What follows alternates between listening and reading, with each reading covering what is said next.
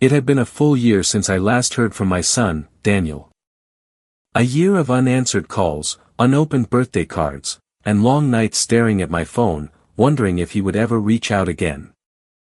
That silence had weighed on me heavier than any burden I'd carried before.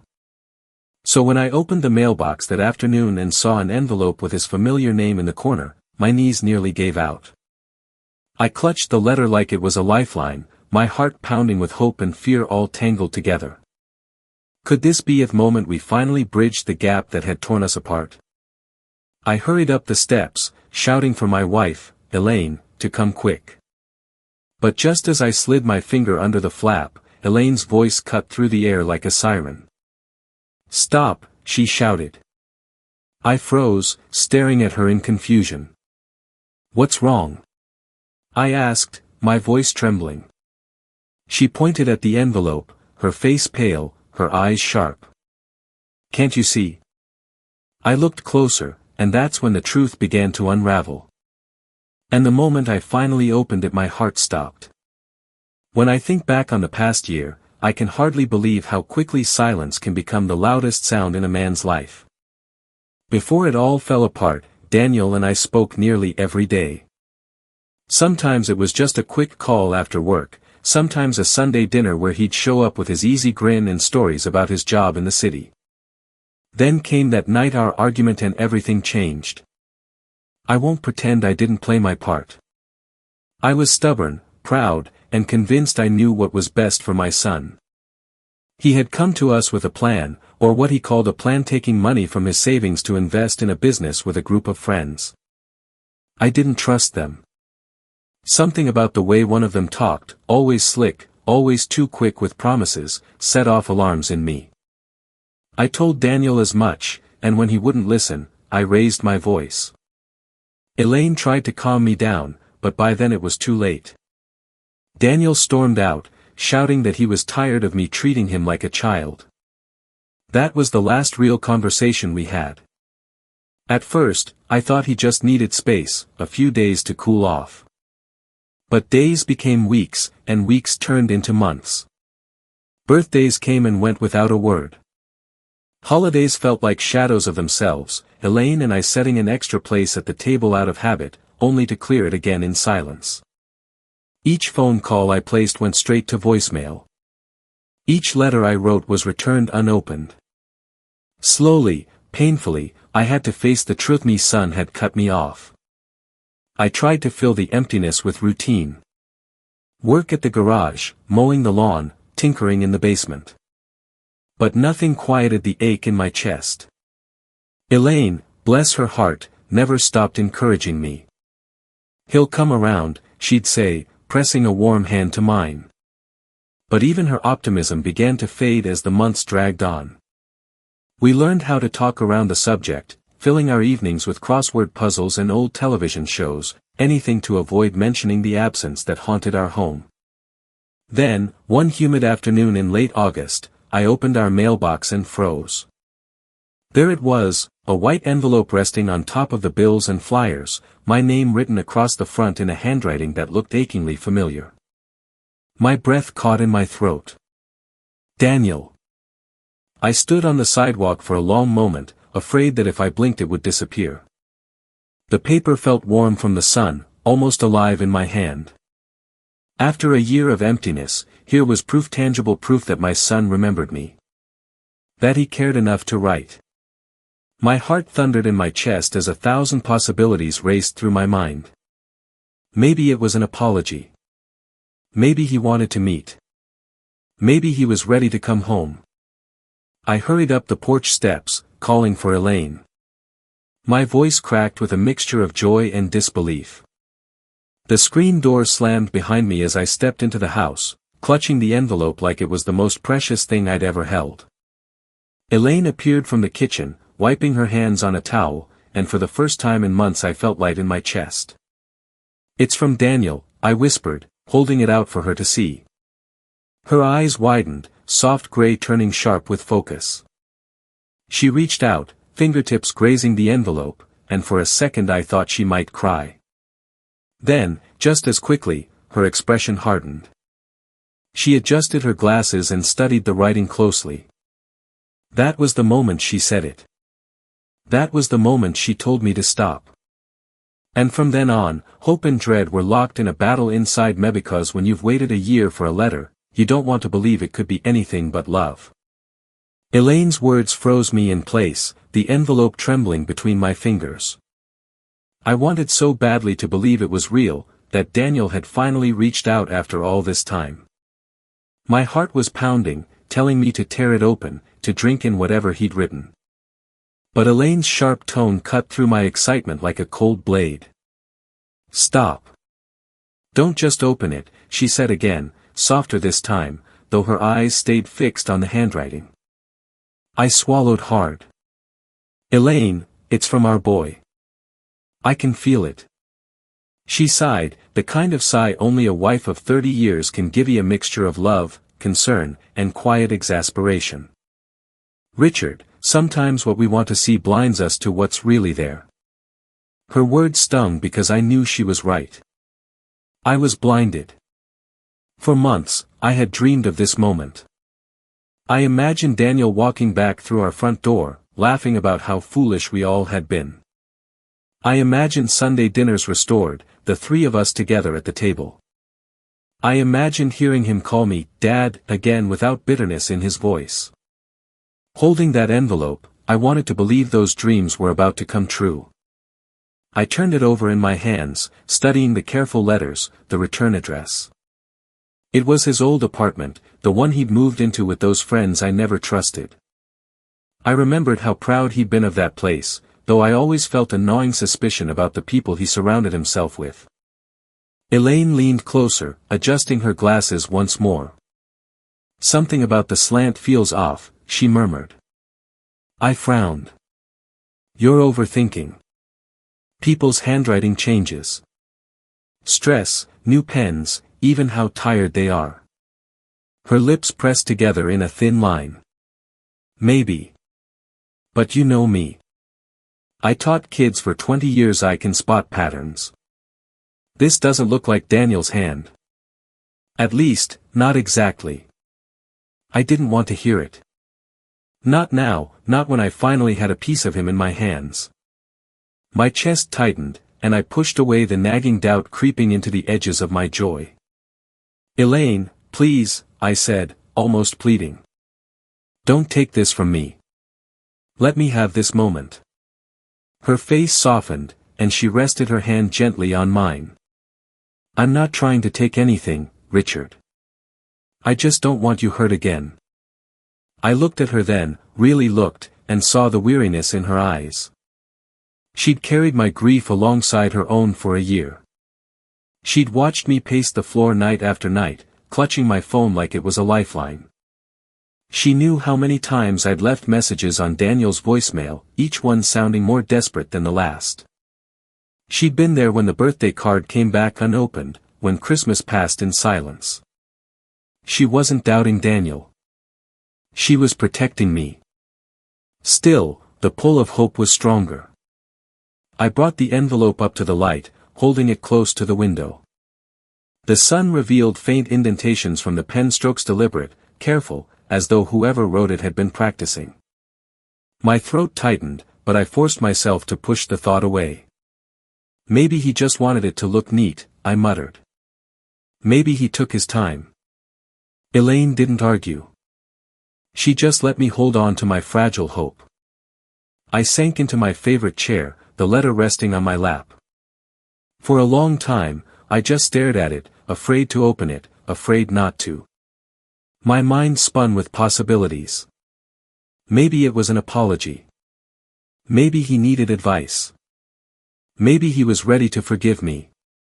Or maybe Elaine was right, and this wasn't Daniel at all. The kitchen clock ticked loudly in the silence, each second stretching longer than the last.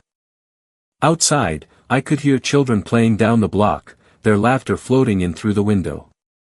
Once, that sound would have reminded me of Daniel when he was young, racing through our backyard, begging me to toss the baseball one more time. Now it only reminded me of what I'd lost. I clenched the envelope in my hand and whispered, "If this is really from you, son, let it be good." Elaine settled beside me, her hand steady on my arm. Whatever it says, she whispered, we'll face it together. And in that moment, I realized I was balanced on the sharp edge between hope and heartbreak, just one tear of paper away from either joy or devastation. As I sat there with the envelope balanced in my lap, another memory crashed into me, sharp and uninvited. It was the last day Daniel and I truly spoke, the day everything between us fractured. It had been a late summer evening, humid enough that the air clung to our skin. Daniel came home after work, his face lit with excitement. He tossed a folder onto the kitchen table, the same table where we'd shared thousands of ordinary meals. "Dad, I want to show you something," he said. Elaine was rinsing dishes in the sink, and I remember how she turned, drying her hands on a towel, her smile ready. I, on the other hand, felt the familiar tension building in my chest before he even opened his mouth. Inside that folder were charts, business proposals, and handwritten notes. Daniel explained how his friends, guys I'd only met once or twice, men with too much charm and not enough substance, were pooling money to start a tech company. He wanted to invest. Not just a few $100s, but most of his savings. "Daniel," I said slowly, "this doesn't look solid. These numbers don't add up." He waved a dismissive hand. "You don't understand, Dad. This is how things work now. It's about potential, about vision. You've got to take risks if you want to win big." I shook my head. I've lived long enough to know the difference between risk and recklessness. These friends of yours, they don't have the experience. And they sure don't have the discipline. His jaw tightened. "You never believe in me. Not once. Every time I come to you with an idea, you shoot it down." "That's not true," I shot back, my voice rising before I could stop it. "I've always believed in you, Daniel. But believing in you doesn't mean believing in people who'll bleed you dry. I won't stand by and watch you throw your future away." Elaine stepped in, her voice gentle. "Let's sit down and talk this through calmly." But Daniel cut her off. "No, Mom. This is exactly what I'm talking about. He's always trying to control me. I'm 27 years old, not a kid who needs permission to spend his own money." The words stung more than I expected. I looked at him, the same boy I had taught to ride a bike, the same young man I'd hugged proudly at his college graduation, and all I could see was a stranger convinced I was his enemy. "You want independence," I said, anger boiling over. "Then take it. But don't expect me to watch quietly while you destroy everything you've worked for." His eyes flashed with fury. "Maybe that's exactly why I need distance from you, from your so-called wisdom. You don't know everything, Dad." The silence that followed was heavier than any shouting match could have been. Finally, Daniel grabbed the folder, shoved it into his bag, and stormed toward the door. Elaine's voice trembled. "Daniel, please, let's talk tomorrow." But he didn't look back. His last words, flung over his shoulder, landed like a hammer blow, "I'm done with this. Don't bother calling me." The door slammed, rattling the frame. I stood there frozen, my fists clenched at my sides, rage and grief twisting together until I couldn't tell one from the other. Elaine touched my arm, but I pulled away, ashamed of the way my temper had turned everything toxic. That was a year ago. A year of silence. A year of wondering if I'd chosen the wrong words, the wrong tone, the wrong everything. I replayed that night endlessly in my mind. Maybe if I'd listened longer, maybe if I'd swallowed my pride, he wouldn't have walked out. But pride is a cruel master. It whispers that you're right, even when your heart begs you to bend. Now, sitting with that envelope, I wondered if Daniel remembered that fight as vividly as I did. Did the anger still burn in him the way the regret burned in me? Was this letter a bridge or a final wall? Elaine must have read the torment on my face, because she whispered, "Richard, whatever's inside, it doesn't erase who he is. Or who you are to him." I nodded, though my throat felt like it was closing. That night had left a scar across our family.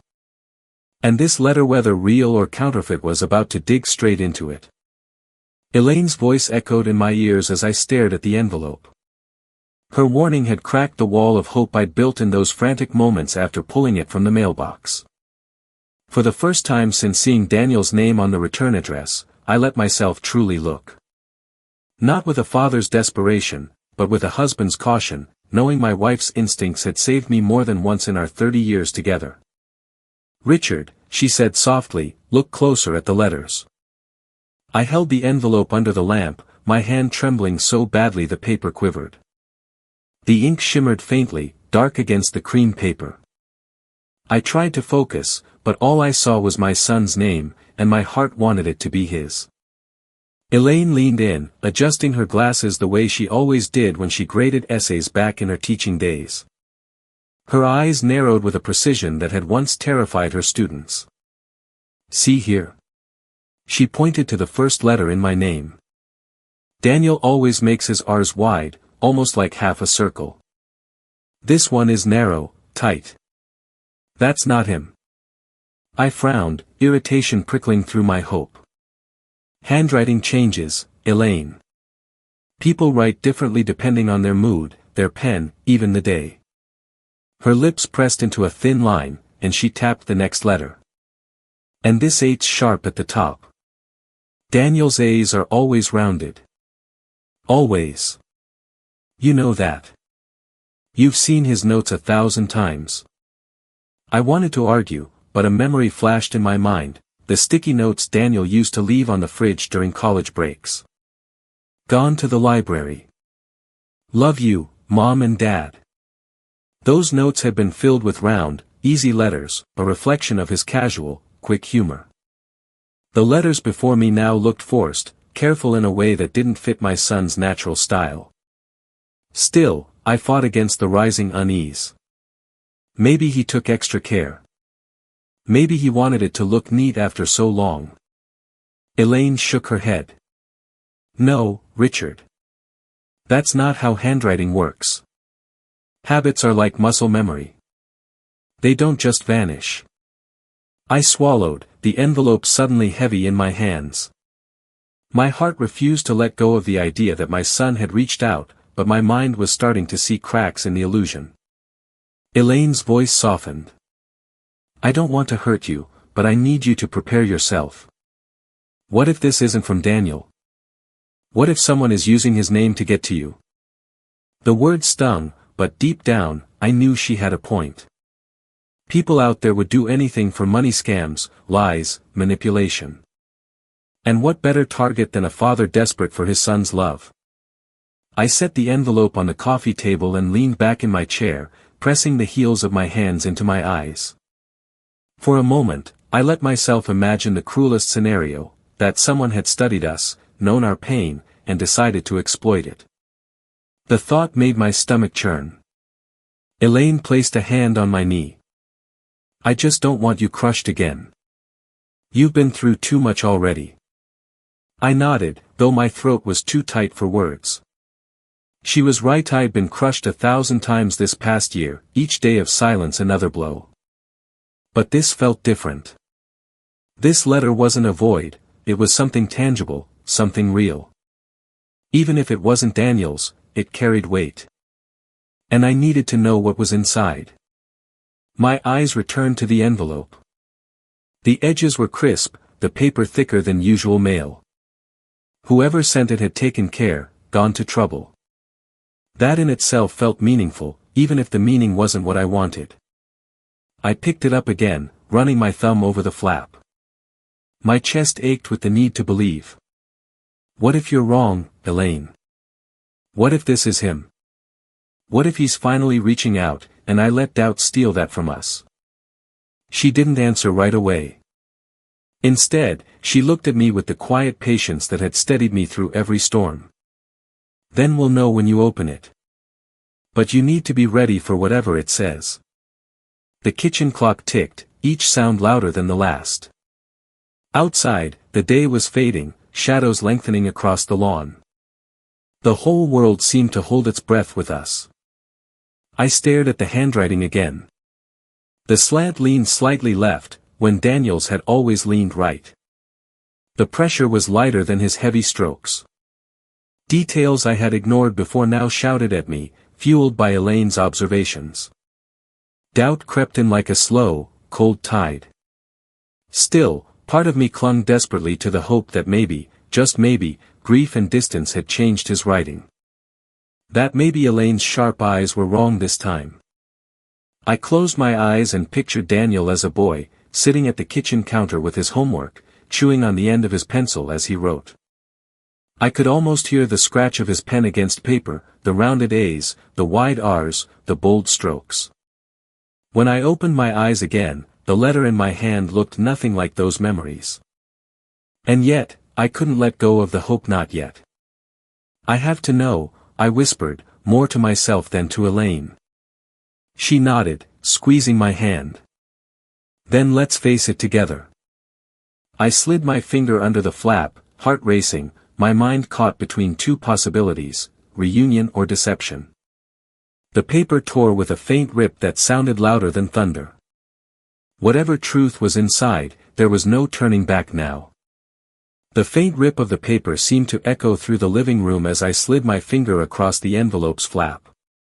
My hands trembled so badly that I nearly tore the sheet inside.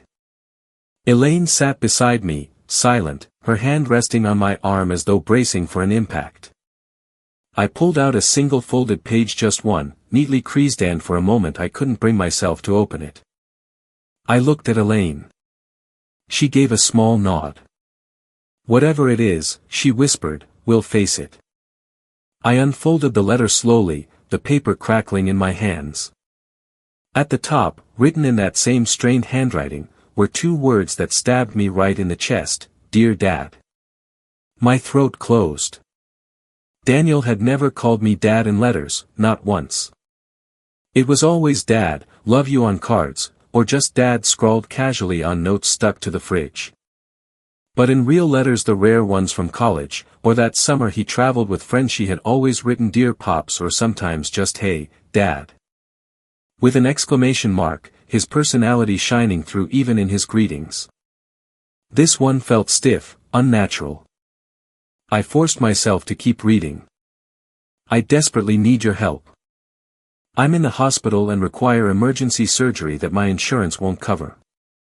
The doctors say I need $15,000 immediately or I might not survive. I blinked, the words blurring. My stomach dropped. Elaine gasped softly beside me, her hand tightening on my arm.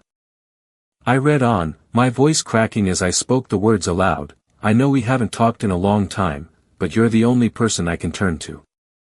Please don't let our past disagreements prevent you from saving your son's life. I need you to transfer the money immediately to my cryptocurrency wallet. Beneath the plea was a long string of random letters and numbers, meaningless to me, but I knew enough to recognize it as a digital wallet code. Time is critical, the letter continued. The surgery is scheduled for tomorrow morning, and they won't proceed without payment. I'm sorry it took a crisis to reach out, but I'm desperate. Please help me, Dad. Your loving son, Daniel. The paper slipped from my hands and fluttered to the coffee table. I stared at it as though it were some venomous thing that had slithered into my home. My chest heaved, each breath ragged. That's not Daniel, Elaine said firmly, her voice steady even though I could see the horror in her eyes. That's not our boy. I shook my head slowly. It says it's him. His name. His handwriting. No, she cut in, her tone sharp, protective. Look at it, Richard. Listen to the words. Daniel would never write like that. Never. I forced myself to replay the sentences in my head. They felt cold, scripted. No personal detail. No mention of the things that mattered to him. Nothing about his job, his friends, his life, nothing that would tie the words to the boy I'd raised. It read like a generic plea written by a stranger. Still, my mind battled itself. What if? What if Daniel really was in trouble? What if the only reason he reached out was because he needed saving? Could I risk ignoring it? Could I live with myself if I did? Elaine knelt, scooping up the paper. She held it close to the lamp, tracing the letters with her finger. Look at these sentences. They're too formal. Too stiff. Daniel writes like he talks fast, messy, full of half-thoughts. This sounds like a machine. Her voice wavered, and I realized she was holding back tears of her own. I slumped into the couch, pressing my hands to my face. $15,000, I muttered. That's what they think we'd pay. That's what they think we'd give, no questions asked. Because they know we would, Elaine said softly. Because they know how much we love him. Her words hit me harder than the letter itself. Whoever wrote it wasn't just asking for money, they were weaponizing my love, twisting the ache I'd carried for a year into a tool for theft. Rage surged through me, hot and sharp. Who would do this? Who would go to such lengths? They knew about Daniel. They knew about our estrangement. They even knew it was the right day to hit us hardest. Elaine sank beside me, shaking her head. This isn't random. Somebody planned this. I stared at the code for the wallet, the strange jumble of numbers and letters. It mocked me, sitting there on the page like proof of my gullibility. I could see it so clearly now. I'm rushing to the bank, trying to figure out how to send money through some system I didn't even understand, desperate to save my son's life. I would have done it in an instant. And that was exactly what they were counting on. I slammed my fist onto the coffee table, making the envelope jump. Not today. They won't play me for a fool. Not with my son's name. Elaine reached for my hand, squeezing gently. We have to be smart about this, Richard. Whoever did this might try again. We can't just ignore it to need to find out who's behind it. My mind raced. Who would know enough to forge Daniel's handwriting? To use our broken relationship against us? My thoughts circled back, again and again, to the faces Daniel had surrounded himself with that last year. Smooth talkers.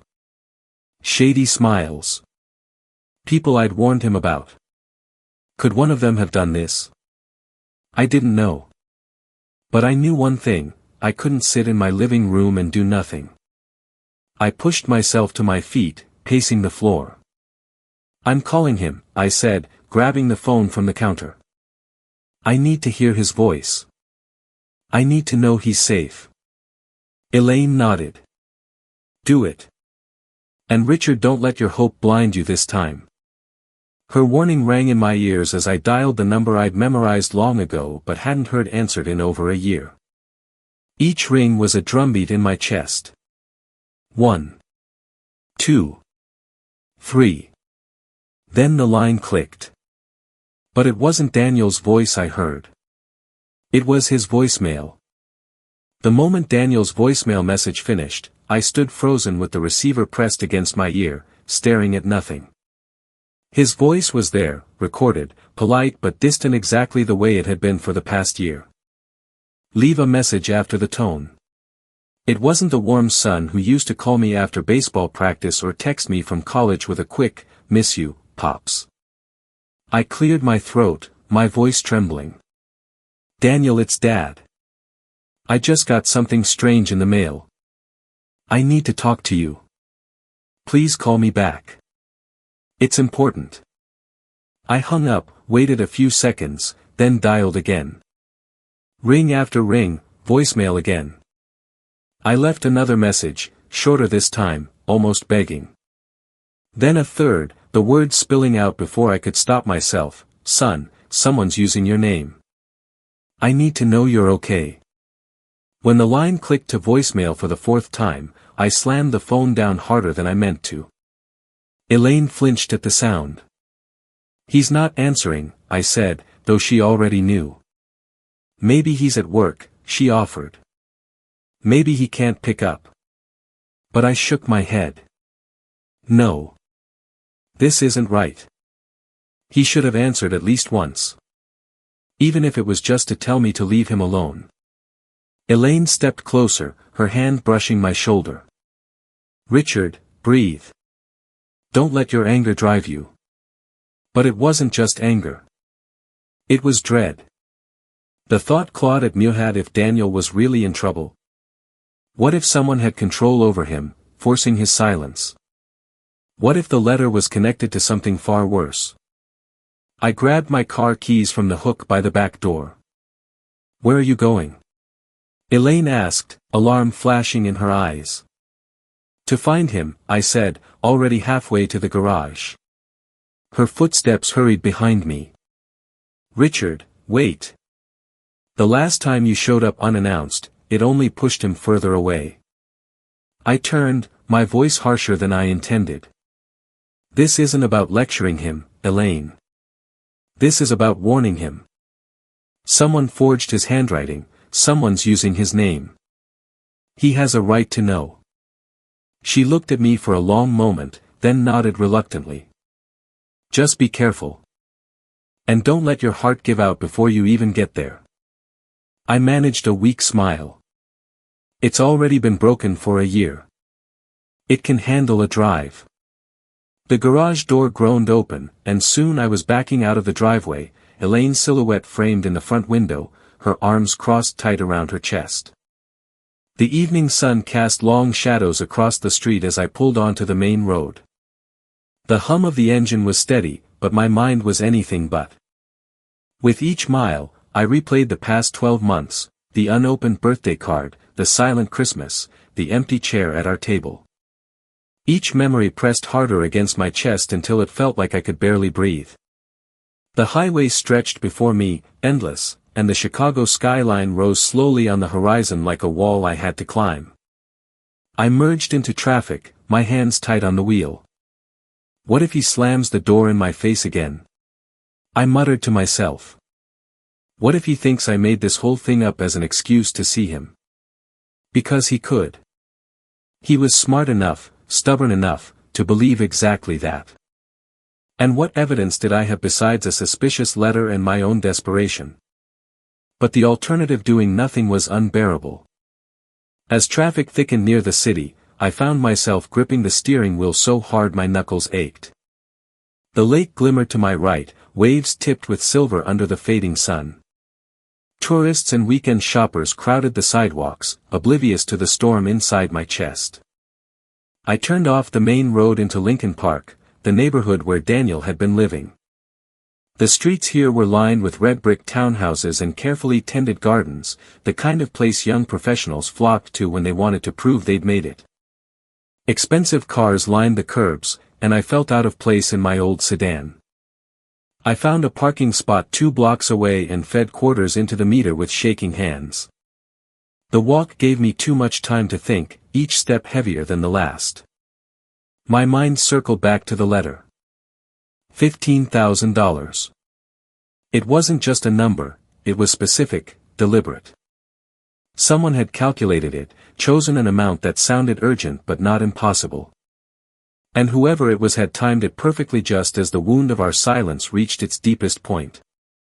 Finally, I stood at the base of his townhouse. 3 stories of polished brick, a burgundy door with brass fixtures, neat flower beds framing the steps. Lights glowed in the front windows.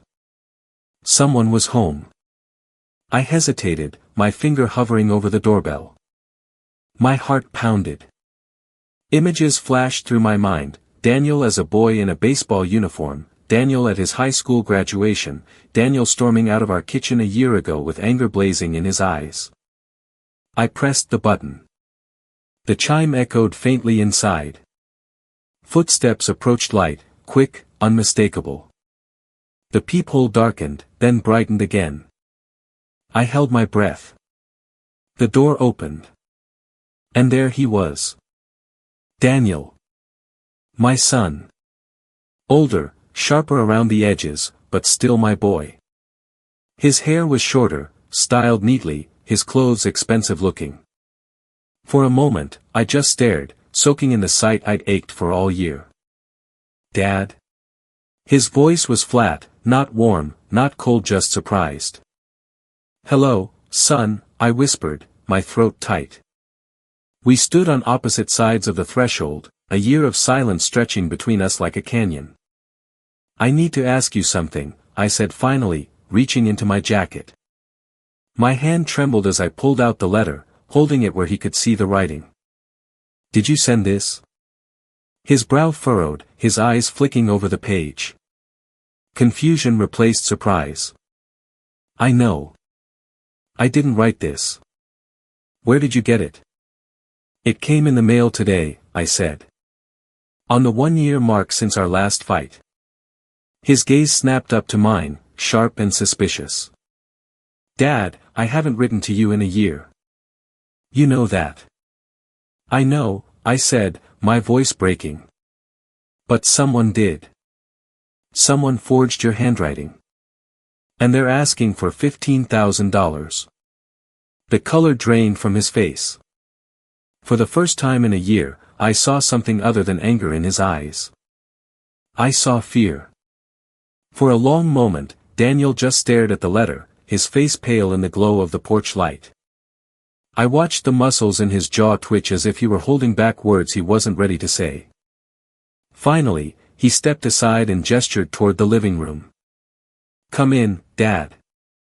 The words were flat, but they cracked something in me. It was the first invitation I'd had from him in over a year. I stepped inside, my heart pounding, the familiar scent of his cologne mingling with the faint aroma of takeout food. The place was tidy, almost too tidy, as though he'd scrubbed it clean to keep up appearances. He motioned for me to sit on the leather couch while he remained standing, arms crossed. "Show me again." I handed him the letter. He scanned the lines quickly, then dropped it on the coffee table as though it burned. "This isn't me. I'd never ask you for money like this. Not in a million years." "I know," I said softly. "But somebody thought I'd believe it." He rubbed his forehead with one hand, pacing across the room. 15,000, he muttered. "That's not random." "What do you mean?" He stopped, his eyes darting to mine, then away again. "Dad, there's something I haven't told you." My stomach tightened. "Go on." He took a deep breath, then sank into the armchair opposite me, his posture suddenly weary. "You were right about those guys. The ones I wanted to invest with. They weren't in it for the business. They were in it for the money they could squeeze out of people like me. I didn't just lose my savings, I got tangled up in something worse." My chest clenched. "What do you mean worse?" His eyes glistened, but his voice stayed steady. "They gamble, Dad. High-stakes stuff.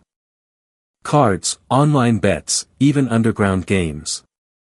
At first, I just watched. But then I bought into a few rounds, thinking I could win back what I lost in the business. I was stupid. Reckless. You warned me, and I didn't listen.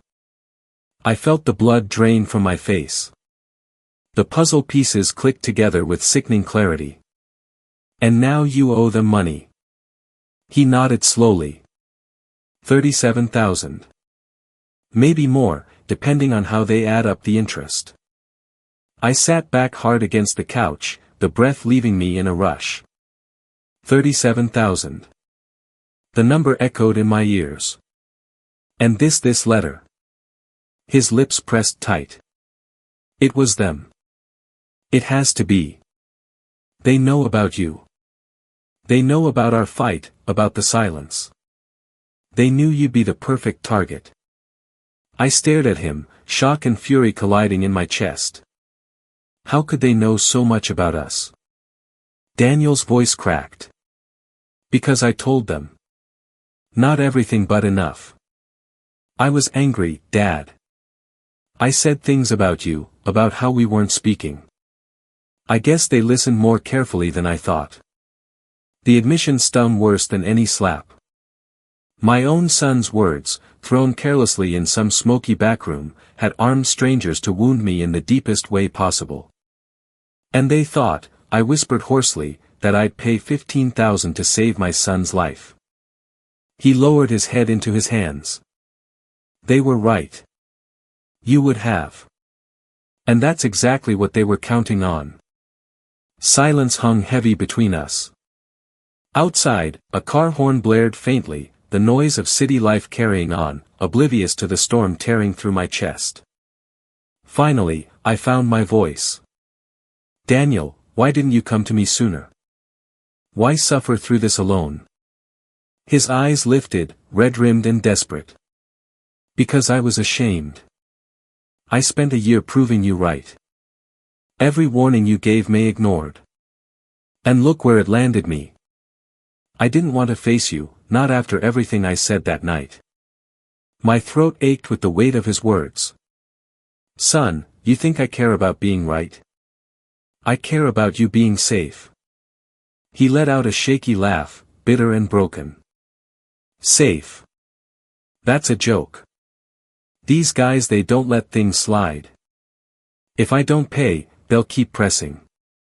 This letter? It's just the start. They'll send more. Different excuses. Hospital bills, accidents, emergencies. They'll keep forging until they bleed you dry. I reached for the letter on the table, staring at the words with new clarity. It wasn't just fraud. It was extortion dressed up as family. They thought they could use our silence, I muttered, to make me their pawn. Daniel leaned forward, his voice urgent. You can't give them anything. Promise me that. If you pay once, they'll never stop. I looked at him, this young man who had been my little boy not so long ago, now trapped in a mess too big for him to handle. My heart ached with equal parts sorrow and fury. I won't give them a dime, I said firmly. But we can't just sit here, either. We need to go to the police. Fear flashed in his eyes. Dad, you don't understand. These guys theory not just gamblers. They've got connections. If they find out I went to the cops, it'll get ugly. Ugly? I snapped, louder than I intended. They already dragged your family into this. They already forged your handwriting, tried to rip us apart even further. How much uglier do you want it to get? His jaw clenched, but he didn't argue. He looked exhausted, beaten down. I took a deep breath, forcing myself to soften. Daniel, listen to me. You made mistakes, yes. But you don't have to fight this alone anymore. You came clean, and that means something. It means we can finally face this together. Tears welled in his eyes, but he blinked them back. For the first time in a year, I saw not just my stubborn son, but the boy who used to run into my arms after Little League games, dirt on his knees and joy in his smile. Dad, his voice broke. Can you ever forgive me? My throat tightened. I leaned forward, gripping his shoulder firmly. There's nothing to forgive. You're my son. That's all that matters. He nodded, swallowing hard. Then he stood abruptly and walked to a drawer by the kitchen counter. He rummaged inside, then pulled out a manila folder. His hands shook as he carried it back to me. What's this? I asked. Proof, he said, his voice low. They've been practicing. I found these in my roommate's desk yesterday, pages and pages of handwriting exercises. My name. Your name. Even drafts of that letter. He spread the sheets across the coffee table. My stomach lurched. Each page was filled with messy attempts at forging letters, lines of "Dear Dad" written over and over, like some grotesque homework assignment. Elaine's sharp eye had been right from the start. These weren't Daniel's strokes. They were counterfeit. I stared at the pages until my vision blurred, rage boiling inside me. Whoever had done this had crossed a line they would regret. Daniel's voice cut through my fury. I'm done with them, Dad. I'm cutting ties. I don't care what it takes. For the first time in a year, I believed him. I stared at the forged practice sheet spread across Daniel's coffee table. Row after row of clumsy letters mocked me, each curve and stroke a twisted imitation of the boy I had raised. The weight of it all pressed down on me, anger at those who thought they could use my son as a pawn, sorrow for the year we'd lost, and, most of all, a fierce determination that this ended here. I reached for the letter itself, now wrinkled from being passed between our hands. This thing has caused enough damage, I muttered. Daniel looked up at me, his face tight but resolute. What do you want to do with it? I didn't hesitate. Destroy it. Right here. Right now. I pulled a lighter from my pocket, an old habit from camping days, and flicked it open. The flame danced, small but steady. Daniel's eyes widened slightly, but he nodded. Together, we held the letter over a ceramic bowl from his kitchen. I touched the corner to the flame. It caught quickly, curling and blackening as the words dissolved into ash. The forged plea, "I desperately need your help," disappeared line by line, until nothing remained but smoke curling toward the ceiling. Daniel exhaled, a shaky breath that seemed to carry a year of shame out of his chest. "Good riddance," he whispered. I closed the lighter, set it aside, and reached across the table to grip his hand. No one gets to rewrite our family. Not them. Not anyone. For a long time, we just sat there, hands clasped, the smell of smoke lingering between us. Finally, Daniel spoke again. "I'm filing a report. I don't care how dangerous they are. I can't let them use me or you like this anymore." I nodded, pride swelling in my chest. "That's the man your mother and I raised. Strong enough to face the truth, strong enough to make it right." At the mention of Elaine, his expression softened. "How is Mom?" The question nearly broke me. "She misses you every single day," I said, my voice catching. "She's the one who spotted the handwriting. Without her, I would have believed every word of that letter." A shadow of guilt crossed his face. "I don't deserve her forgiveness. Or yours." "Stop right there," I said firmly. "You're my son. Elaine's son. Forgiveness isn't something you earn from us. It's something you already have." His eyes shone, and for the first time in a year, I saw the boy who used to fall asleep in the back seat after family road trips, trusting me to get him home safe. "Dad," he whispered, "can I come by tomorrow? To see Mom?" I swallowed hard, blinking back tears. "She'll have dinner waiting the second she hears your voice." He laughed softly, almost disbelieving. "I've missed her cooking." We talked for hours that night about his job, about the mess with his so-called friends, about the future he wanted to rebuild. Every word stitched the torn fabric of our relationship back together. It wasn't perfect, not yet, but the threads were there, strong and real. When the clock struck midnight, I finally stood to leave. At the door, Daniel hesitated, then stepped forward and wrapped his arms around me. It was awkward at first, grown taller, broader, but then it settled into something familiar, something that had lived in my bones for decades. "I'm sorry," he said into my shoulder. "I know," I whispered back. "And I love you. Always." The next evening, Elaine and I set the table for 3. It felt strange after so many nights of just the two of us, but a good kind of strange. Elaine fussed over every detail, pulling out Daniel's favorite plates, making his favorite pot roast. When the doorbell rang, she nearly dropped the serving spoon in her rush to answer. Daniel stood there, nervous but smiling, holding a small bouquet of flowers. "Hi, Mom." Elaine's tears came instantly as she pulled him into a fierce embrace. "My boy," she whispered, "my sweet boy." Dinner that night was the kind of ordinary miracle I'd prayed for, a simple meal, laughter breaking through the awkwardness, stories spilling out between bites. For the first time in a year, our house felt whole again. Afterward, Elaine pulled out the old photo album, the one filled with snapshots of birthdays and vacations. Daniel flipped through the pages slowly, pausing at each memory. "Remember this?" he asked, pointing to a picture of himself grinning at age 10, covered in mud from a backyard baseball game. Elaine laughed through her tears. "You ruined those jeans."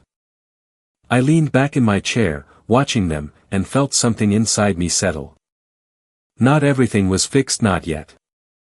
The threats from his gambling associates still loomed, and we would have to face them together. But the most important bridge had been rebuilt. Later that night, as I stood in the doorway of his old room, now tidy, waiting for whenever he wanted to stay, I thought about the letter, now nothing more than ash in a bowl. A fake letter, written by desperate men, had nearly destroyed what little hope I had left. Instead, it had led us back to each other. Daniel looked up from unpacking a small bag he'd brought. "Thanks for not giving up on me," he said quietly. I smiled. Family doesn't give up. That's what makes it family. Outside, rain began to fall, soft and steady, washing the streets clean. And inside, at long last, my heart felt lighter.